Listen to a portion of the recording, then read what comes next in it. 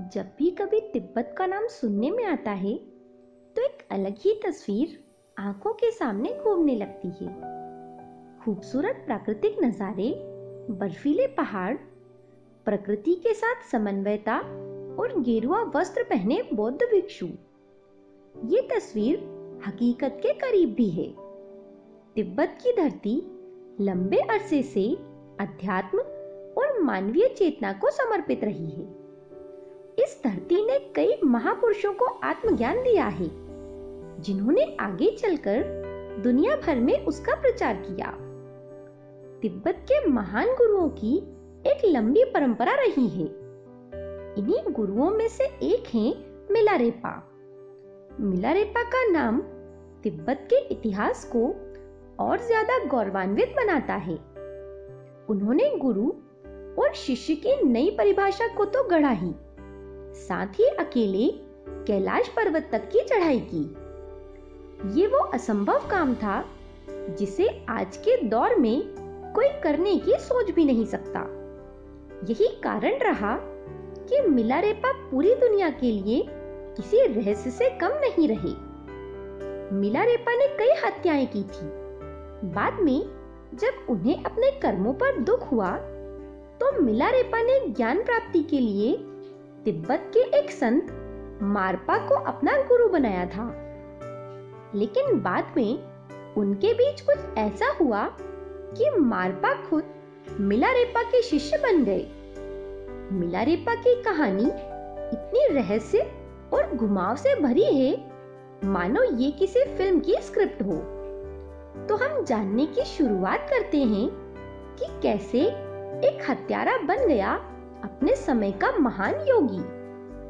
तिब्बत में करीब 1000 वर्ष पहले एक संपन्न परिवार में मिलारेपा का जन्म हुआ था। जब वे केवल 7 साल के थे, तभी उनके पिता का देहांत हो गया था। परिवार में मां और बहन के साथ मिलारेपा अकेले हो गए। उनके चाचा ने मौके का फायदा उठाकर उनकी पूरी जायदाद हड़प ली। मिलारेपा का परिवार पूरी तरह असहाय हो गया। वे अपने ही घर में नौकर बन गए।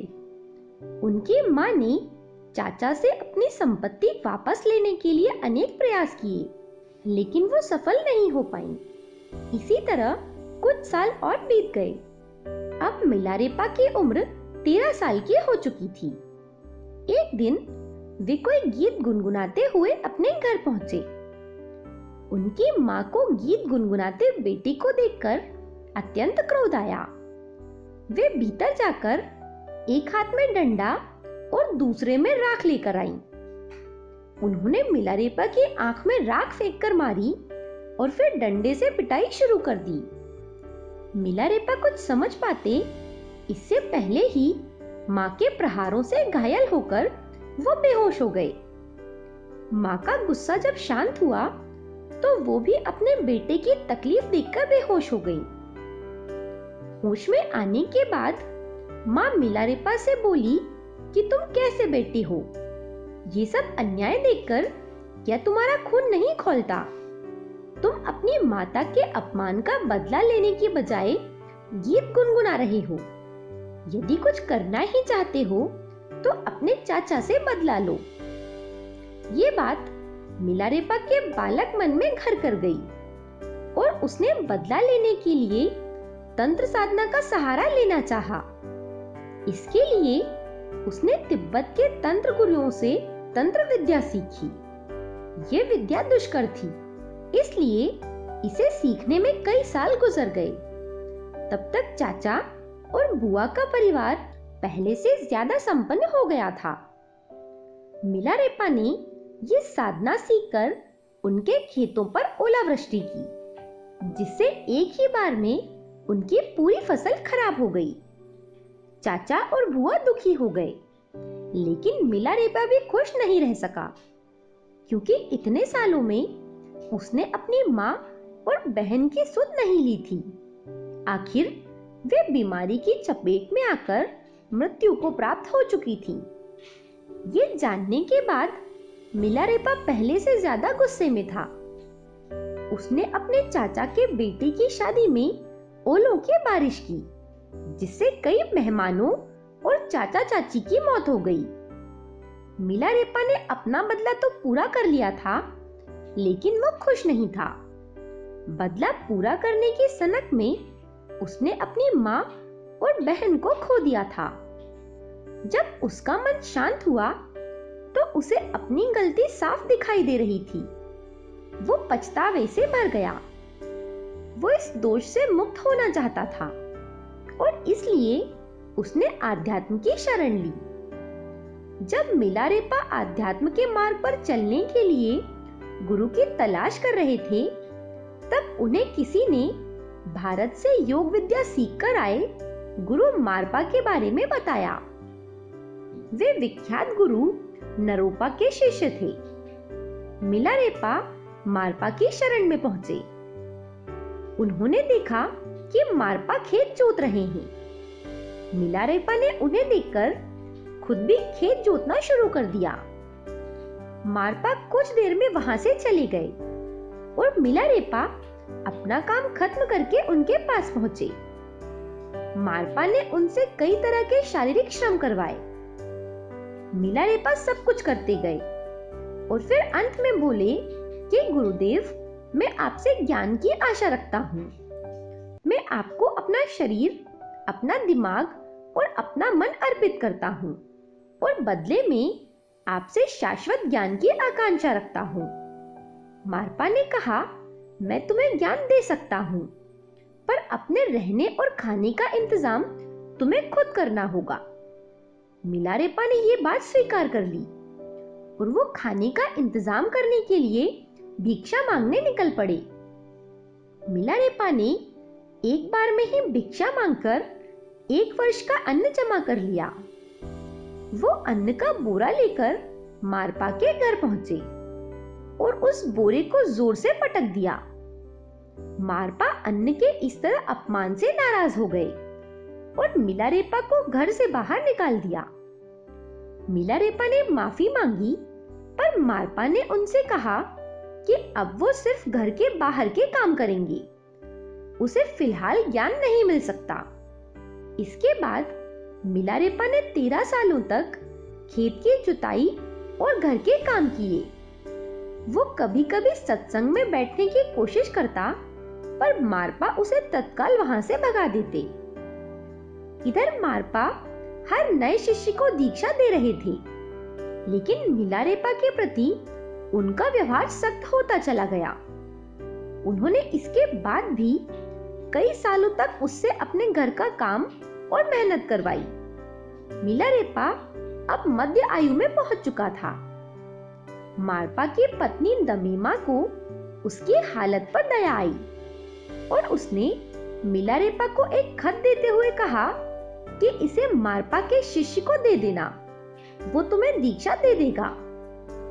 मिलारेपा खत लेकर शिष्य के पास पहुंचे और उसने उन्हें दीक्षित भी कर दिया। लेकिन आश्चर्य इस बात का था कि मिलारेपा को कोई अनुभूति नहीं मिली। इधर जब मारपा को ये बात पता चली तो वो बहुत नाराज हुए और मिलारेपा को घर से निकाल दिया। इसके बाद मिलारेपा इतना दुखी हुए कि उन्होंने आत्महत्या करने की ठान ली। मिलारेपा जब पहाड़ से कूदने ही वाले थे, तभी मारपा वहां पहुंचे और उन्होंने मिलारेपा को गले लगाते हुए कहा कि अब असल मायनों में तुम्हें पछतावा हो रहा है और अब मैं तुम्हें दीक्षा दूंगा। गुरु से दीक्षा मिलने के बाद मिलारेपा कुछ समय उन्हीं के सानिध्य में रहे। एक दिन मारपा ने कहा कि यदि तुम उस ज्ञान के आधार पर ध्यान नहीं लगा पाते जो तुम्हारे पास है, तो इसका अर्थ बस यही है कि तुम नरक में पुनर्जन्म लेने वाले हो। मारपा ने उन्हें कैलाश पर्वत पर जाकर ध्यान लगाने की सलाह दी। गुरु आज्ञा शिरोधार्य करके मिलारेपा ने अपनी कैलाश यात्रा शुरू की। उनके साथ कुछ और अनुयायी भी कैलाश यात्रा के लिए निकल पड़े। कैलाश पर पश्चिम की ओर चढ़ाई करने पर सबसे पहले गुरला सेही नाम की जगह आती है। यही वो जगह है जहां मिलारेपा पहुंचे तो देवताओं ने उनका सत्कार किया। इसके बाद मानसरोवर झील के पास वे अनुयायियों के साथ रुके। वहां उनकी मुलाकात नारोवांचुम से हुई। नारोवन बौद्ध धर्म के प्रचारक थे। उन्होंने मिलारेपा से वहां आने का कारण पूछा। मिलारेपा ने बताया कि मैं कैलाश की चोटी पर जाकर ध्यान लगाना चाहता हूं। नारोवान ने कहा कि कैलाश पर केवल वही ध्यान लगा सकता है जो बौद्ध धर्म का अभ्यास कर रहा हो। मिलारेपा ने कहा कि अगर ऐसा होता तो मेरे गुरु मारपा मुझे यहाँ साधना के लिए नहीं भेजते। बौद्ध धर्म और बौद्ध धर्म के कैलाश पर अधिकार को लेकर दोनों के बीच बहस शुरू हो गई। जब कोई हल ना निकला तो नारोवान ने कहा कि कल सुबह जो सबसे पहले कैलाश की चोटी पर पहुंचेगा, कैलाश पर उसी का वर्चस्व होगा। मिलारेपा ने शर्त स्वीकार कर ली। नारोवान ने तत्काल ही कैलाश की चढ़ाई शुरू कर दी, जबकि मिलारेपा आराम करने लगे। नारोवान कैलाश की चोटी तक पहुंचने ही वाले थे कि एक अनुयायी ने आकर मिलारेपा को नींद से जगाया और पूछा कि क्या हमें कैलाश छोड़ देना चाहिए। उन्होंने कहा नहीं। इसके बाद मिलारेपा तेजी से कैलाश पर्वत पर चढ़ने लगे। नारोवान चोटी के कुछ नजदीक ही पहुंचे थे कि सूर्योदय हो गया और सूरज की पहली किरण का तेज प्रकाश वे बर्दाश्त नहीं कर पाए। आंखों में तेज चमक लगने से वे कुछ पीछे हट गए, जबकि इस बीच मिलारेपा आसानी से कैलाश की चोटी पर पहुंच गए। उन्होंने दोनों हाथ जोड़कर सूर्यदेव को नमस्कार किया और उनकी रोशनी को खुद के शरीर में प्रवेश करने दिया। यह देख नारोवान को अपनी गलती का एहसास हुआ और उन्होंने अपने दुर्व्यवहार के लिए माफी मांगी। मिलारेपा ने उन्हें माफ कर दिया। इसके बाद उन्होंने उसी चोटी से कुछ बर्फ उठाकर नीचे फेंकी, जिससे एक छोटे पर्वत का निर्माण हुआ। मिलारेपा ने वो पर्वत नारोवान को देते हुए कहा कि यह बौद्ध धर्म के लिए है। यहाँ से तुम हमेशा कैलाश को देख सकते हो। आदिकाल में इस पर्वत को गेंगचुम यानी छोटे कैलाश के रूप में जाना जाता है। इस तरह मिलारेपा इतिहास के वो इकलौते मनुष्य हैं जिन्होंने कैलाश पर्वत की चढ़ाई पूरी की और फिर सालों तक वहां साधना की। अपनी साधना पूरी करके मिलारेपा वापस मारपा के पास आ गए।